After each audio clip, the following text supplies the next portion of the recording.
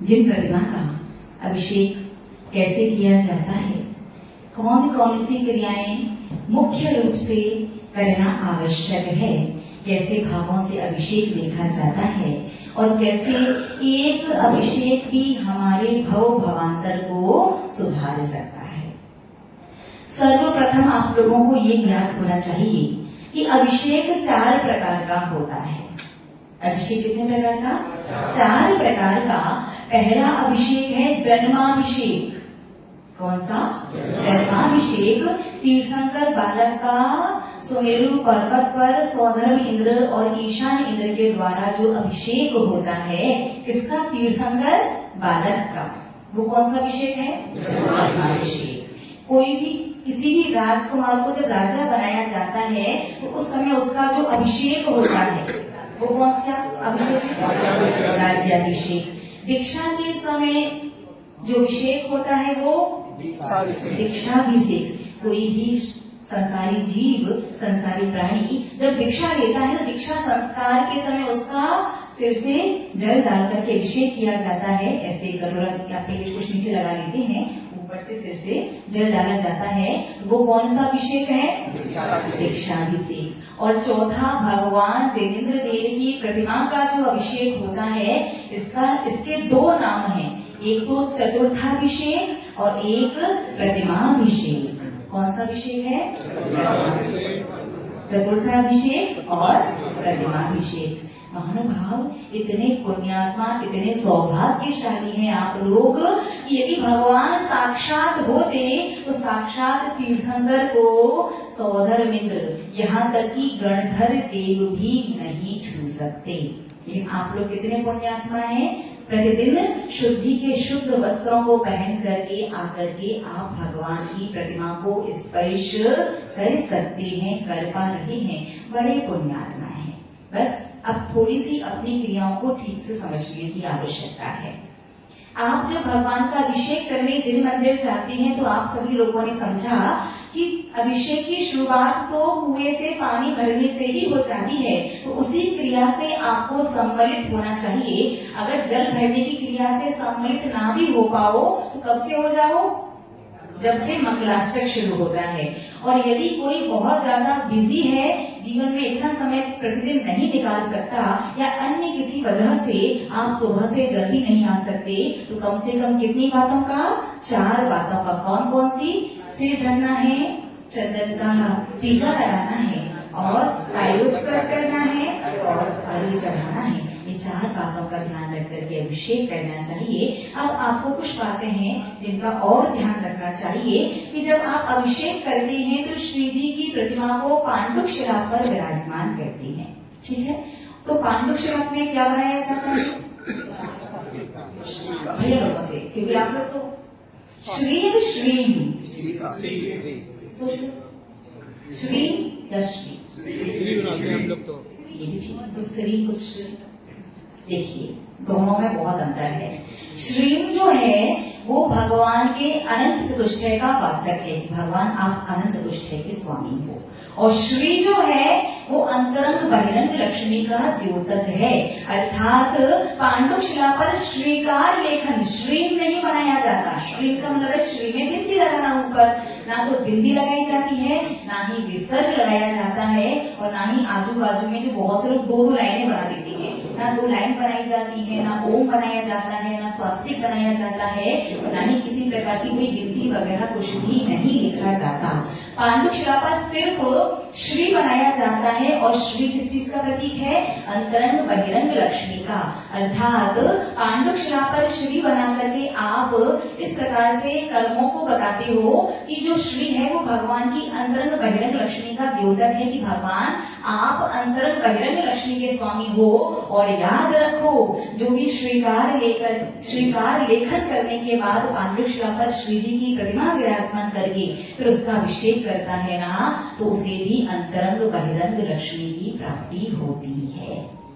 श्रीकार लेखन के बाद प्रत्येक पांडुक शिला पर श्रीकार लेखन होना ही चाहिए, और पांडुक शिला पर बाहर नहीं होता। जहाँ पर वो आसन सिंहासन रखा जाएगा, जिस आसन के ऊपर भगवान की प्रतिमा बैठेगी, उस आसन के नीचे उस पांडुशाला में अंदर की तरफ ही श्री बनाया जाता है। इसका अर्थ होता है भगवान आप अंतरंग बहिरंग लक्ष्मी के स्वामी हैं और हमें भी अंतरंग बहिरंग लक्ष्मी की प्राप्ति हो।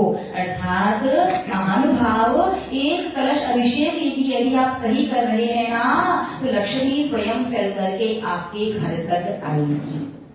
और वही आपने यदि ठीक से नहीं किया, गड़बड़ कर दिया, तो लक्ष्मी घर तक तो आएगी, लेकिन लक्ष्मी जी का वाहन क्या है? क्या ये सबको बिल्कुल राइट आंसर है, नो डाउट, पक्का पूछते हो। लक्ष्मी जी का वाहन है उल्लू। गड़बड़ करोगे, सारी क्रिया ठीक से व्यवस्थित, श्रीकार लेखन की क्रिया व्यवस्थित नहीं की, तो अभिषेक किया है तो लक्ष्मी जी उल्लू पर बैठ करके आएंगे और उल्लू बना के चले जाएंगे। इसीलिए श्रीकार लेखन सही से होना आवश्यक है। तो कल से सारे लोग श्रीकार लेखन करने मत लग जाना, लेकिन ऐसी व्यवस्था जरूर बनाना कि जितने लोग भी अभिषेक करने आते हैं ना, सभी को एक दिन श्रीकार लेखन करने का अवसर अवश्य मिले। अब श्रीकार लेखन करते कैसे हैं, श्री बनाते कैसे हैं, ताकि अंतरंग बहिरंग लक्ष्मी की प्राप्ति क्रमशः आप लोगों को भी हो सके। तो बोर्ड पर हमने 3 श्री बनाई है, ठीक है, ये फर्स्ट, ये सेकंड एंड ये थर्ड। तो फिर यहाँ से देख लीजिए अच्छे से सब लोग। पहले कौन सा था ये नहीं बताया, बस सबने देख लिया, फर्स्ट सेकंड थर्ड सभी ने। चलिए अब बताइए कि कितने लोग इस पक्ष में हैं कि पहला वाला सही है, हाथ खड़ा करो। 3 4 5 6 हाथ नीचे। कितने लोग इस पक्ष में हैं कि दूसरा वाला सही है? टीम वर्क है ना। और कितने लोग इस पक्ष में हैं कि तीसरा सही है? बाकी बच्चे उसी पक्ष में हाथ नीचे कर लीजिए। अब हम लोग बनाते कैसे हैं? जब जैसा समझ में आता है वैसा। पहली बात तो कुछ लोग तो यही नहीं पहचान रहे तीनों में अंतर क्या है। वो तो कहे पहला वाला सही तो भी हाथ खड़ा कर दिया कुछ में, दूसरा वाला सही कुछ ने उसमें भी कर दिया, तीसरा वाला नहीं।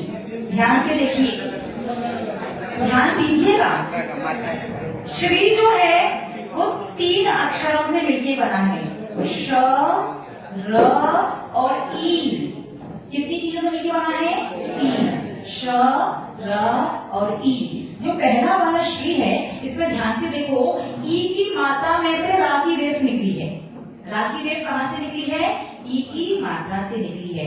दूसरा वाला जो श्री है, इसमें से शा में से रा की रेफ निकली है। और तीसरा जो श्री है, इसमें जहां ई की मात्रा से श शुरू होता है, वहीं से रा की रेफ निकली है। तो महानुभाव तीसरा वाला सही है। देखो तालियां बजा रहे हो, ठीक है, लेकिन पता अंदर आप लोग समझ तो नहीं पा रहे थे। ये देखने में तो तीनों एक से ही लग रहे हैं, समझ में तो नहीं आ रहा। तो ध्यान दीजिए, अंदर समझ में आया। पहले में ई की मात्रा में से रा की रेफ निकली है। देखो शा यहाँ से बनना शुरू हुआ है, रेफ ई की मात्रा से निकली है। दूसरे में शा से रेफ निकली है और तीसरे में जहां से ई की मात्रा से श शुरू हुआ है, वहीं से रेफ निकली है। तीसरा वाला श्री सही है। जब भी आप श्री बनाने के लिए कहा जाए, चाहे पांडुश्रा हो या आप अपने बही खाते वगैरह किसी भी चीज में श्री बनाओ, हमेशा ध्यान रखना दीपावली पर भी श्रीकार का पर्वत लेखन किया जाता है। तो तीसरे तरीके का जो श्री है, इस तरह का श्री बनाया जाता है, यही सही है। ठीक है, समझ में आ गया? क्या 2 मिठाई दिखा दीजिए, करेक्ट कलर दिखा दीजिए। जैसे नहीं तो मिटाइए फिर तो।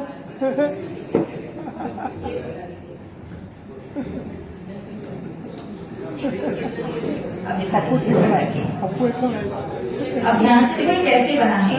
जहाँ से श शुरू हुआ है, ई की मात्रा जो डंडा है ई की मात्रा का, तो वहां जहाँ से श शुरू हुआ है, वहीं से र शुरू होगा।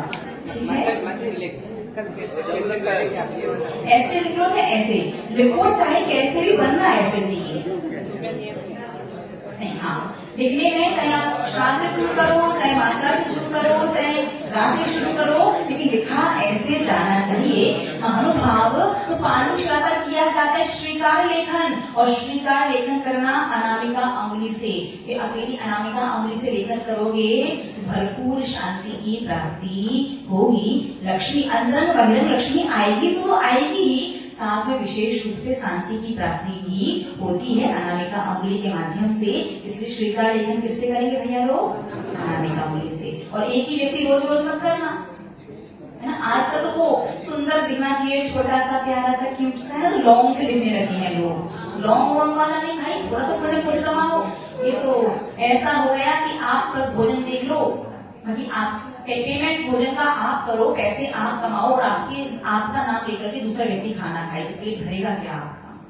तो श्रीकार लेखन लॉन्ग से करते हो सुंदरता के लिए अच्छा लगता है, बहुत पतला पतला सा व्यवस्थित, बहुत देखने में अच्छा लगता है, ऐसा नहीं। अनामिका अंगुली से ही श्रीकार लेखन करना चाहिए। और जो भी सुबह श्रीकार लेखन के समय तक पुजारी लोग पहुंच जाते हैं मंदिर, एक दिन सभी का नंबर आना चाहिए। भले बाकी सब लोग फिर अनुमोदना कर लें, ठीक है। एक से ज्यादा लोग एक साथ ना बनाएं, ठीक है। समझ में आ गया, श्रीकार लेखन हो गया।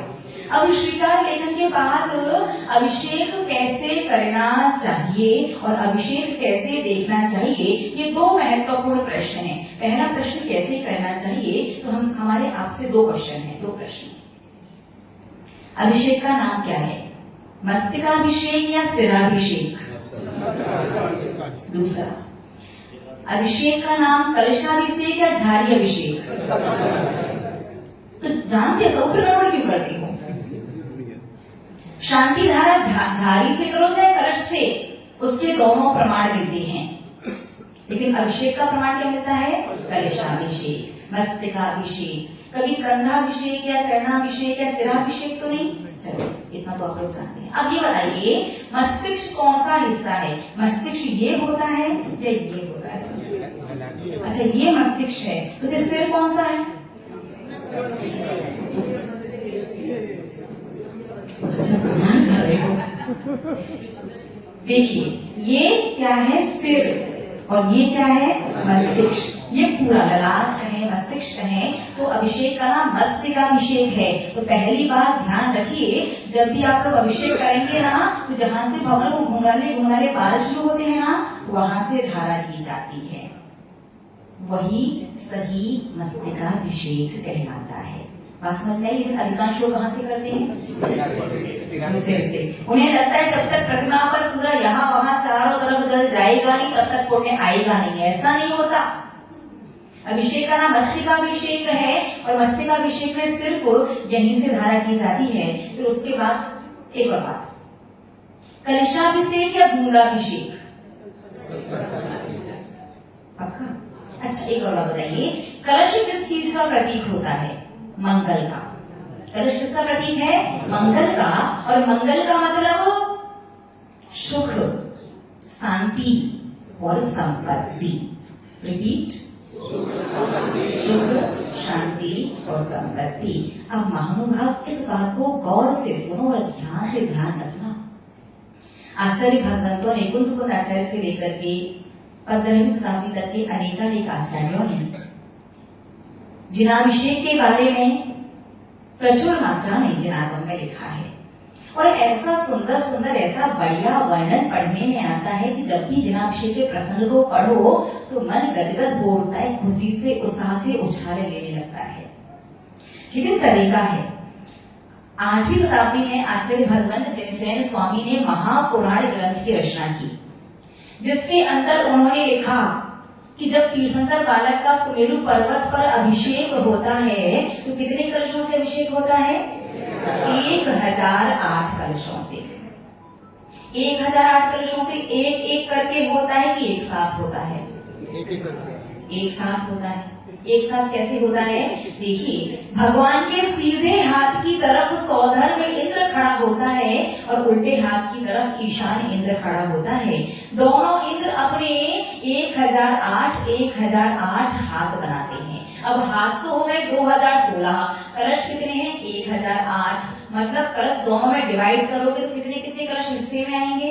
504। हाथ 1008 है, कलश एक के हिस्से में 504 आ रहे हैं। इसका मतलब क्या?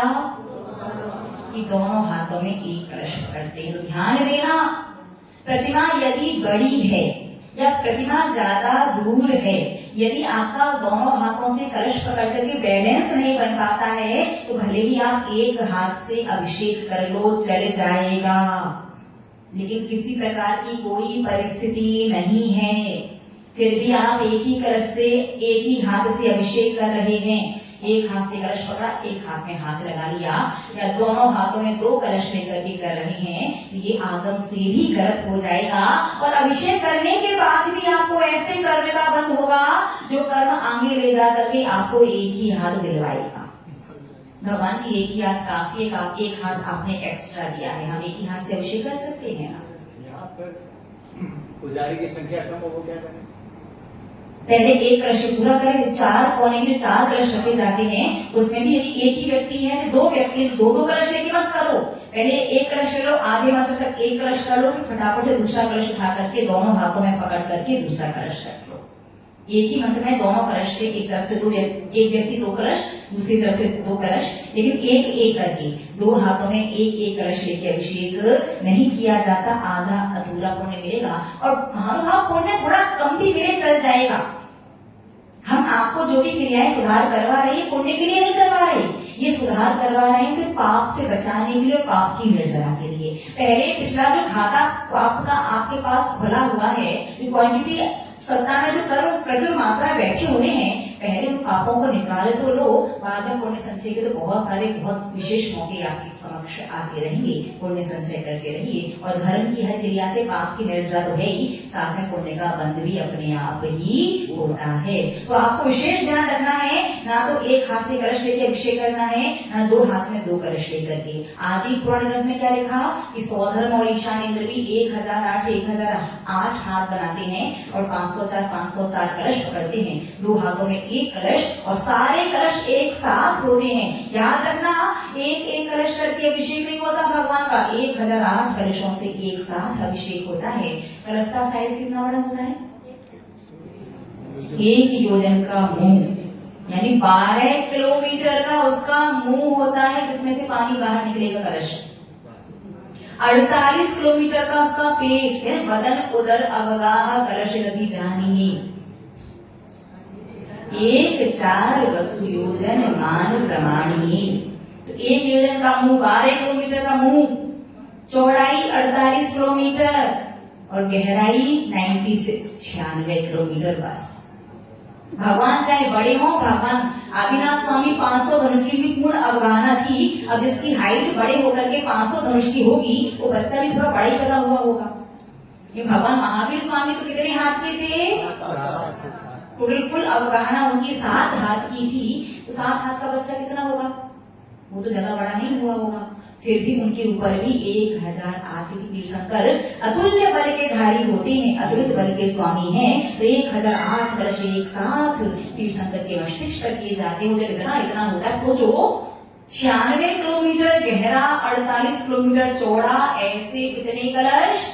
1008 कलश से जब एक साथ अभिषेक होता है तो ऐसा लगता है जैसे वहां से पूरा समुद्र ही पानी का बह रहा हो।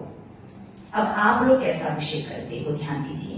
कलश मंगल कहलाता है। मंगल का मतलब सुख, शांति और संपत्ति।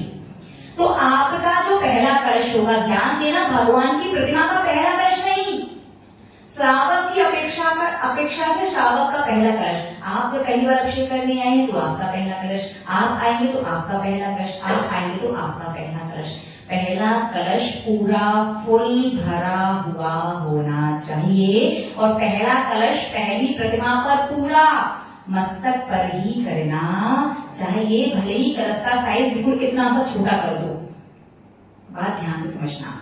श्रावक की अपेक्षा जो पहला कलश रहेगा, मस्तकाभिषेक है, बूंदाभिषेक उस कलश का नाम नहीं है। आधा अधूरा भरकर के अभिषेक करोगे, या एक पर थोड़ा सा किया, उससे 2 4 10 जितने भगवान बैठे हैं सबको निपटा दिया, निपटाते ही हो, अभिषेक नहीं करते, है ना। जरा सा सफर कर लिया तो सुख शांति संपत्ति भी आधी अधूरी ही आएगी। अभी तो पूर्व जैसे उतना समझ में आ नहीं रहा, फिर भी मानसिक अशांति तो विशेष रूप से रहेगी ही रहेगी। और शारीरिक प्रतिकूलता भी जीवन भर बनी ही रहेगी, कि सुख शांति भरपूर चाहिए, तो आपका पहला कलश भी भरा पूरा ही होना चाहिए। पहली बात तो झाड़ी से अभिषेक नहीं, कलश से अभिषेक। दूसरी बात, पहला कलश आपकी अपेक्षा, जब पहली प्रतिमा पर आप कर रहे हैं, साइज छोटा कर दो कलश का, लेकिन पूरा फुल भरो और कलश को पूरा कहां पर करो, सिर्फ मस्तक पर करो, कंधों पर चरणों में जाने की आवश्यकता नहीं है। मस्तिष्क पर उस कलश को पूरा उल्टा कर दीजिए, आपको आपके अभिषेक का पूरा फल मिलेगा। ये मत सोचो कि कंधे पर और चरणों में करने वाले को थोड़ा एक्स्ट्रा फल मिल जाएगा, ऐसा सिस्टम नहीं है, ठीक है। यदि जिसने नहीं किया उसके फल में कटौती हो जाएगी। पहला कलश पूरा मस्तक पर कर दीजिए, ठीक है। फिर उसके बाद दोबारा कलश भरिए। अब आपका मन करे कि और भगवानों पर भी करना है या भगवान के कंधों में चरणों में भी करना है, अब दूसरा कलश भर करके आप दूसरे कलश से चाहे कितने भी भगवान का अभिषेक कर सकते हैं, अब कोई दिक्कत नहीं। बात समझ में आई? आपकी सत्ता में अभिषेक का जो संपूर्ण पुण्य आता है, वो तो पहले कलश की जैसी क्रिया रहती है वैसा ही संपूर्ण पुण्य फल आपकी सत्ता में, आपके खाते में पहुंच जाता है। तो आपकी अपेक्षा जो आपका पहला कलश रहेगा, वैसे चौरंगी मंदिर तो कलश भी दिन बड़े 1.5 ग्राम के, इतने बड़े बड़े कलश बहुत ज्यादा बड़े हैं, तो कलश का 1-2-4 कलश छोटे साइज के रखो। कि पहले कलश में क्या करो, छोटा वाला कलश भरो और उसे एक ही प्रतिमा पर मस्तक पर पूरा उल्टा कर दो। फिर बड़ा साइज वाला कलश भरो और उस कलश से अगर आपका मन करे, आवश्यक नहीं है, लेकिन मन करे उन भगवान के कंधों पर चरणों में कर लो। और अन्य अन्य जितने भी भगवान है, 5-10 जो भगवान रहते हैं, फिर दूसरे कलश से आप चाहे कितने भी भगवान का अभिषेक कर सकते हैं। फिर आपके पुण्य में किसी प्रकार की कोई भी कमी, कोई भी कटौती नहीं होगी। अभिषेक का समझ में आया? नहीं करे तो अनादर नहीं है क्या? हम एक प्रतिमा पर रखिए। हाँ, अगर आपने एक प्रतिमा पर अभिषेक कर लिया, बाकी अन्य प्रतिमा पर नहीं भी करते हैं, तो किसी प्रकार का कोई अनादर का दोष नहीं लगेगा, कोई आवश्यकता नहीं है। आप करना चाहो तो करो अन्य प्रतिमाओं पर, नहीं भी करो तो भी चल जाता है। एक प्रतिमा पर प्रतिदिन आपको एक कलश अभिषेक तो करना ही चाहिए। कि असंख्यात भवों का पुण्य उदय में आया, तब क्या मिला, जैन कुल मनुष्य पर्याय, तन पर शुद्ध वस्त्र और हाथों में अभिषेक का कलश मिला। ठीक है, एक प्रतिमा पर तो अवश्य ही करो, भले कलश का साइज छोटा रखो। अभिषेक का समय, अब अभिषेक कैसे करना है सबका क्लियर हुआ ना? जब अभिषेक करोगे तो मन मन में मंत्र पढ़ो। अब आपने अभिषेक कर लिया, आप साइड से खड़े हो, फिर जोर जोर से चाहे मंत्र पढ़ो, चाहे भक्ति पढ़ो, चाहे पाठ पढ़ो। आप यदि अभिषेक नहीं कर रहे, आप यदि परिमार्जन नहीं कर रहे, दूर साइड से खड़े हुए हैं, तो आप जोर जोर से कुछ भी पढ़ सकते हैं। जब आप परिमार्जन कर रहे हैं, जब आप अभिषेक कर रहे हैं, तब आपको मन ही मन में पढ़ना है, मुंह चला करके नहीं पढ़ना है।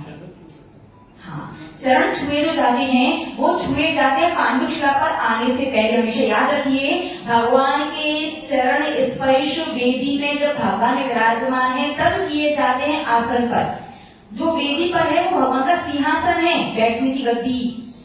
जो पांडुशिला है वो किसकी है, अभिषेक की गद्दी है। तो स्नानागार में पैर छूने जाते हैं बड़े बुजुर्ग के, या फिर कमरे में जब आराम से बैठे तब छूते हो, ये कॉमन। देखो, किसी सामान्य व्यक्ति के नहाने की तुलना भगवान के अभिषेक से नहीं कर रहे। ये तो एक एग्जांपल देकर के आपको समझाने का प्रयास कर रहे हैं कि पांडुशिला भगवान के अभिषेक की गद्दी है। वहां पर याद रखना, चरण स्पर्श नहीं करना चाहिए। जो भगवान वेदी पर बैठे हैं उनके चरण स्पर्श कीजिए। और भी कितने भगवान के करो, कैसे करो, इस विषय को अपन कल ले लेंगे। अभी पहले अभिषेक के विषय को थोड़ा अच्छे से समझ लीजिए। अभिषेक हो गया, अब गंधोदक कब लेना चाहिए? बहुत से लोग तो बीच में खुद ने स्वयं ने अभिषेक किया, वहीं थाली से लेने लग जाते हैं। कोई टोटी में से आ रहा है वहीं से लेने लग जाते हैं। कई प्रकार से श्रावक अभिषेक लेता है। याद रखिए, भगवान का अभिषेक कब लेना चाहिए? भगवान का अभिषेक सही विधि तो यही है कि जब परिमार्जन वगैरह होकर के भगवान जी वापस वेदी पर बैठ जाए तब अभिषेक लो। लेकिन अब इतना समय नहीं कि गंधोदक के लिए इतनी देर तक रुक सके, तो फिर क्या करें? तो जब अभिषेक हो गया, फिर शांति धारा हो गई, और शांति धारा का जो एक समुच्चय अर्घ होता है ना, उदक चंदन बोल करके जो अर्घ चढ़ाते हैं, जब एक अर्घ चढ़ जाए उसके बाद अभिषेक ले सकते हैं। अगर उससे पहले ले लिया तो क्या? तो जैसे महानुभाव, यदि आपको कहीं जाने की जल्दी है, जोरों की भूख लगी है, लेकिन अभी पूरियां बन रही थी, खाना बन रहा था, आपको जल्दी थी, तो आपने आधी सब्जी आधी कच्ची आधी बिना सकी पूरी ऐसी गरम गरम कढ़ाई से निकलवाई और फटाफट से खाया और चली गई, तो क्या होगा? पेट तो भर जाएगा, लेकिन आधी कच्ची आधी पक्की पूरी खाई है तो थोड़ी देर बाद पेट में दर्द शुरू हो जाएगा। ठीक ऐसे ही अभिषेक का जो पूर्ण फल है, उसका जो अतिशय है, उसका जो चमत्कार है, उसकी जो महिमा है ना, वो आपको तभी मिलेगी जब शांति धारा का एक अर्घ चढ़ जाएगा। एक अर्घ चढ़ने से पहले जो भी गंधोदक लगाते हैं वो आधा अधूरा पावर वाला गंधोदक लगाया है उन्होंने। कितनी पावर का? आधा अधूरा। तो आधा अधूरा ही काम होगा, आधा अधूरा ही फल मिलेगा। फिर बैठ करके लगाते रहना दोष कि हम तो इतना कर रहे, इतना कर रहे, शास्त्रों में ऐसा लिखा, भगवान ने इतना कहा, साधु संत इतना बताते हैं, हमें तो कोई फल नहीं मिल रहा। तो महानुभाव बस थोड़ा थोड़ा सा अपने आप को ही सुधारने की आवश्यकता है। आज का समय पूर्ण हो चुका है, तो आज आपने 2 पॉइंट समझे कि पांडुकशला का श्रीकार लेखन कैसे किया जाता है और श्री का महत्व क्या है, और दूसरा पॉइंट गंधोदक कब लेना चाहिए। अब कल आपको बताएंगे कि चरण स्पर्श कब करने चाहिए और कैसे करने चाहिए, और अभिषेक कैसे देखना चाहिए, जिसका फल किसे मिले। आपके एक व्यक्ति भी घर से आया है तो उसका फल पूरे परिवार वालों को मिलेगा। कौन सा फल मिलेगा? जिससे प्राकृतिक आपदाएं, एक्सीडेंटल डेथ टल जाएगी। तो ऐसा किस प्रकार मिलेगा, क्या करना होगा, शेष चर्चा कल पुनः। तब तक के लिए जय बोले परम श्रद्धेय परम पूजनीय एवं शिक्षा दीक्षा गुरु गर्णी हरिका श्री स्वामी।